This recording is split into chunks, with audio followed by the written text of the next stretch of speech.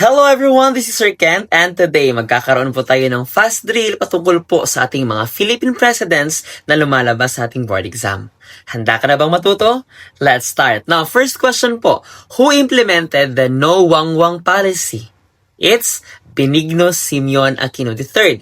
How about sino naman po yung Pangulo na naglagda ng Indigenous Peoples' Rights Act o yung IPRA po natin? It's President Fidel V. Ramos. How about sino po yung first president to take oath using the native language? It's Ferdinand Marcos Sr. How about sino naman po yung Pangulo who moved the date of independence from July 4 back to June 12? It's Diosdado Macapagal. How about sino po yung pinakaunang Pangulo to take oath wearing the Barong Tagalog? It's President Ramon Magsaysay. How about sino po yung tinaguriang the puppet president? It's Jose P. Laurel. How about sino naman po yung pinakauna at pinakabatang naging Pangulo ng Pilipinas? It's Emilio Aguinaldo. How about sino naman po yung Pangulo na nag-establish ng Kalibapi? That's during the Japanese era. It's Jose P. Laurel. How about sino naman po yung Pangulo who repaired the Philippines after the Second World War? It's Manuel Rojas. How about sino po yung presidente that is known for his Filipino First policy? It's Carlos P. Garcia. Now, sino naman po yung pinakaunang presidente na nanggaling sa Ilocos? It's Elpidio Quirino. How about sino po yung pinakaunang presidente to win a second term? It's Ferdinand Marcos Sr. Now, sino naman po yung Pangulo na notable doon sa kanyang pagiging parte ng People Power Revolution o yung EDSA 1 na tinatawag? It's Corazon Cuanco Aquino. Sino naman po yung presidente that is known as the father of the masses and the only president impeached from office? It's Joseph Ejercito Estrada. Sino naman po yung pinakamatandang Pangulo at pinakaunang Pangulo mula sa Mindanao? It's President Rodrigo Roa Duterte.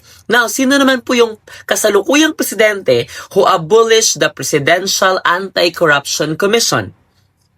It's Ferdinand Marcos Jr. Now, sino po yung pangalawang babae na Pangulo na kung saan siya ay kilala doon sa kanyang agenda na tinatawag na matatag na republika or the strong republic? It's Gloria Macapagal Arroyo. Sino naman po yung pinakaunang presidente na nailibing doon sa libingan ng mga bayani? It's Carlos P. Garcia. Now, sino po yung tinagurian, yung Pangulo na kung saan during his time, it was considered to be the golden years of the Philippines because of his commendable policies? It's President Ramon Magsaysay. Sino naman po yung Pangulo ng Commonwealth Government at siya rin ang tinaguriang ama ng social justice?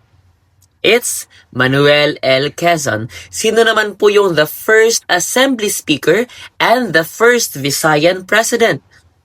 It's Sergio Osmeña Sr. Now, sino po yung nagtatag ng Social Security Commission?